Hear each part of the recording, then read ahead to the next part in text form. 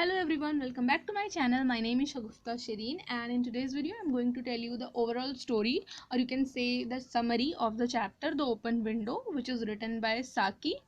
Now मैं ऐसा क्यों कर रही हूँ, यहाँ पे लाइन बाय लाइन नहीं पढ़ा रही हूँ और सिर्फ समरी बता रही हूँ, क्योंकि ये जो चैप्टर है ये मैंने जब पढ़ा था मुझे बहुत इंटरेस्टिंग लगा था।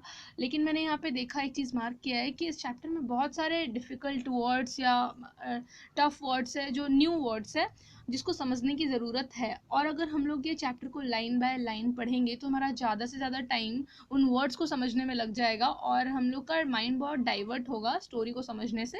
सो मैंने वो डिसाइड किया कि मैं यहाँ पे समरी टाइप से आपको ये स्टोरी समझा दूँ। And don't worry about the difficult words, क्योंकि कोई भी डिफ़िकल्ट वर्ड छूटने नहीं वाला, क्योंकि हम जब क्वेश्चन आंसर्स वीडियो बनाएंगे तब हम लोग ग्लॉसरी समझेंगे एंड उसमें most of the difficult words दिए हुए हैं। फिर भी अगर आप पढ़ो और आपको चैप्टर में कोई भी चीज़ डिफ़िकल्ट लगे, चाहे वो वर्ड हो, सेंटेंस हो या कुछ भी हो, you can ask me in my comment section that is given below. I will try to answer all your doubts, all your questions. And और आपको ये स्टोरी हॉन्टेड लगी या इमोशनल लगी, ये मुझे कमेंट में ज़रूर बताइएगा। सो इस स्टोरी में 4 कैरेक्टर्स हैं, Mr Nuttel, Framton Nuttel, Mrs Sappleton और एक 15 to 16 ईयर्स ओल्ड लड़की जो कि मिस्टर सैपल्टन की नीस है एंड मिस्टर नटल की सिस्टर।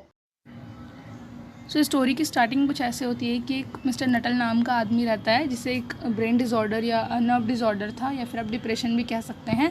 सो उसके डॉक्टर ने उसे सजेस्ट किया था कि उसे इस टाउन के भीड़ भाड़ इलाके से दूर किसी कंट्री साइड एरिया में जाना चाहिए जहाँ पर उसका नर्व डिसऑर्डर क्योर हो सके। तो वो डिसाइड करता है आने का।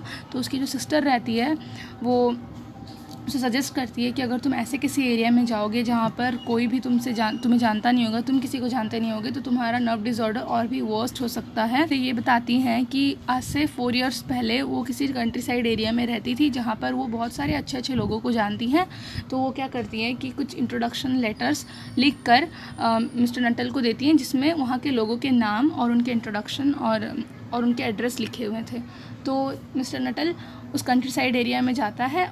फिर उन्हीं लेटर्स में से एक मिसेस सैपल्टन का लेटर था। सो वो उसे लेकर उसके घर जाता है, और जैसे ही वो मिसेस सैपल्टन के घर जाता है तो उसे वहाँ पर रिसीव करने के लिए एक 15 to 16 ईयर्स ओल्ड लड़की आती है और वो उसे पूछता है कि मुझे मिसेस सैपल्टन से मिलना है। तो वो बोलती है, अच्छा आप मेरी आंट से मिलने आए हैं?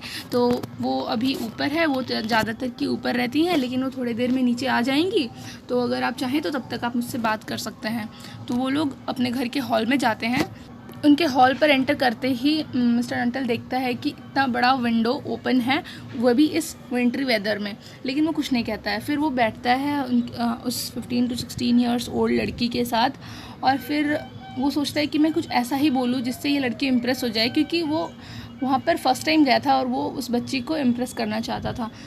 सो उनमें थोड़ी बहुत बातें होती हैं।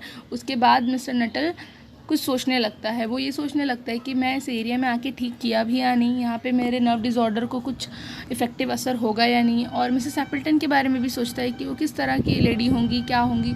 तो वो ये सोच ही रहा होता है, तो बहुत देर तक उनमें कोई बातें नहीं होती है। सो वो 15 to 16 ईयर्स ओल्ड लड़की साइलेंस ब्रेक करते हुए कहती है, क्या आप मेरे आंट को अच्छे से जानते हैं? वो बोलता है कि नहीं, मैं सिर्फ उनका एड्रेस और उनका नाम जानता हूँ। तो वो बोलती है कि तब तो आपको उनके साथ हुई ट्रेजिडी के बारे में भी नहीं पता होगा। तो फिर मिस्टर नटल सोचता है कि इतने शांत और इतने अच्छे इलाके में भी लोगों के साथ ट्रेजिडी होती है, स्ट्रेंज। वैसे सोच ही रहा होता है। तो क्या बोलती है, आप इस ओपन विंडो को मार्क कर रहे हैं, आप ये सोच सकते हैं कि हम लोगों ने इतने विंटरी वेदर में इस विंडो को ओपन क्यों रखा है? तो वो सोचता है कि हाँ, ये तो है, ये स्ट्रेंज बात तो है। तो उसके बाद वो बोलती है कि आज से ठीक 3 साल पहले इसी दिन जो मेरी आंट है मिसेस एप्पल्टन, उनके हस्बैंड और उनके 2 भाई अपने शूटिंग के लिए गए थे, शूटिंग यानी शिकार के लिए गए थे। और फिर वो ये भी बताती है कि जिस रोड से वो गए थे वो रोड गीली थी और वहाँ पर दलदल था जिसमें फंस कर वो मर गए। और सबसे ज़्यादा बुरी बात ये हुई कि उनकी बॉडी भी रिकवर नहीं हो पाई। और उसके बाद से ही मेरी आंट बहुत ही ज़्यादा डिप्रेशन में चली गई हैं, और उन्हें लगता है कि वो इसी विंडो से वापस ज़रूर आएंगे, क्योंकि उनके हस्बैंड और उनके भाइयों की स्ट्रेंज हैबिट थी कि वो इसी विंडो से अपने शूटिंग के लिए जाते थे और इसी विंडो से वो आते थे। तो ये सब सुन के मिस्टर नटल को बहुत बुरा लगता है। फिर वो बताती हैं कि अपने डिप्रेशन में मेरी आंट ने तो पता नहीं कितने बार मुझे ये बता दिया है कि उनके हस्बैंड ने एक वाइट कोट पहन रखा था और उनके एक छोटे भाई है जो हमेशा गाना गाया करते थे, जिससे मिसेस एप्पल्टन बहुत ही इरिटेट हो जाया करती थी और वो मिसेस एप्पल्टन को इरिटेट करने के लिए ही गाना गाया करते थे। तो वो ये सब बताती है और बोलती है कि उनके साथ हमारा एक डॉग भी गया था। तो ये सब बस बातें हो ही रही होती हैं कि मिसेस एप्पल्टन वहाँ पर आ जाती हैं और बोलती हैं कि कहीं वेरा ने आपको परेशान तो नहीं किया। तो यहाँ पर पता चलता है कि उस लड़की का नाम वेरा था। तो मिस्टर नटल बोलता है नहीं नहीं, ये तो बहुत अच्छी बातें करती हैं, इन्होंने मुझे बिल्कुल भी परेशान नहीं किया।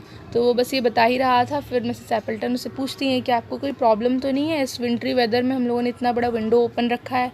तो और वो ये भी बताती हैं कि ये हमने इसलिए ओपन रखा है क्योंकि मेरे हस्बैंड और मेरे दोनों भाई वो अपने शूटिंग के लिए गए हैं और वो इसी विंडो से वापस आएंगे, वो आने ही वाले होंगे, शाम होने को आई है। सो ये सब सुन के मिस्टर नटल को बहुत ही बुरा लगता है क्योंकि वो खुद ही बहुत ही इमोशनल आदमी था, जिसे खुद ही एक डिप्रेशन की प्रॉब्लम थी।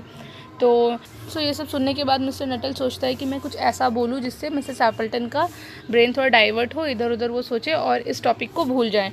तो वो सोचता है कि मैं अपने प्रॉब्लम के बारे में इनको बताऊँगा तो ये मेरे तरफ ध्यान देंगी, उस इंसिडेंट को भूल जाएंगी। तो वो जैसे ही अपने बारे में बताने लगता है, वो मार्क करता है कि मिसेस एप्पल्टन का ज़्यादातर ध्यान उस ओपन विंडो की तरफ था, मिस्टर नटल पर नहीं। फिर भी वो अपने डिसऑर्डर के बारे में बताता है कि उसे डॉक्टर ने सजेस्ट किया था ऐसे कंट्री साइड एरिया में आने के लिए। सो ये बोल ही रहा होता है तो मिसेस एप्पल्टन चिल्लाते देखो वो आ गए। जैसे ही वो ये बोलती है तो मिस्टर नटल बहुत ही ज़्यादा डर जाता है और वेरा की तरफ देखता है और वेरा भी बहुत डरी हुई होती है। तो मिस्टर नटल बहुत ही हिम्मत करके पीछे मुड़ने का सोचता है। फिर वो जैसे ही मुड़ता है तो शाम के अंधेरे में देखता है 3 लोग इसी ओपन विंडो की तरफ बढ़े आ रहे थे, जिसमें से एक ने वाइट कोट पहन रखा था और एक गाना गा रहा था, ठीक वैसे ही जैसे वेरा ने बताया था मिसेस एप्पल्टन के हस्बैंड और उसके भाइयों के बारे में।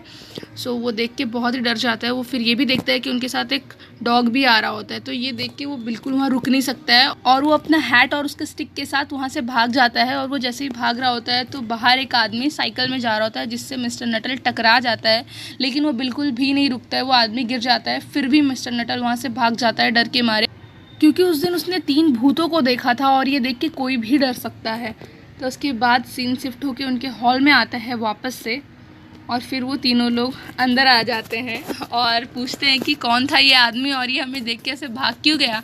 तो उसके बाद मिसेस एप्पल्टन बोलती है पता नहीं कौन था और बहुत ही स्ट्रेंज आदमी था, अपने बीमारी के बारे में बताया, अपने डिसऑर्डर के बारे में बताया और एक बाय भी नहीं कहा और ये यहाँ से भाग गया।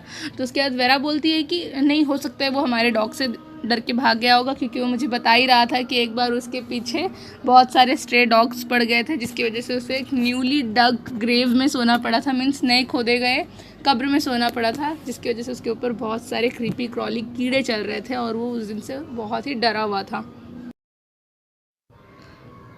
आई होप कि आपको स्टोरी समझ में आई होगी। तो इसमें 2 ट्विस्ट है। पहला तो वो जो 3 लोग थे, मतलब मिसेस एप्पल्टन के हस्बैंड और उसके 2 भाई, वो लोग मरे नहीं थे, वो लोग सिर्फ सुबह ही गए थे अपने शूटिंग के लिए और शाम को वापस आए। लेकिन वेरा ने मिस्टर नटल को कुछ ऐसा बताया कि वो 3 साल पहले गए थे और वो मर चुके हैं, तो वो आज कैसे आ सकते हैं। इसीलिए मिस्टर नटल उन लोगों को देख के डर गया और उन्हें भूत समझ के भाग गया वहाँ से। और दूसरा ट्विस्ट ये था यहाँ पर कि जैसे ही वो वहाँ से भाग गया और वो 3 लोग एंटर करते हैं, तो वेरा ने फिर से एक स्टोरी बनाई और बोला कि वो ज़रूर हमारे डॉग को देख के भाग गया हो, क्योंकि वो मुझे बोल ही रहा था कि एक बार उसके पीछे बहुत सारे डॉग पड़ गए थे और उसे नए खोदे गए कब्र में सोना पड़ा था।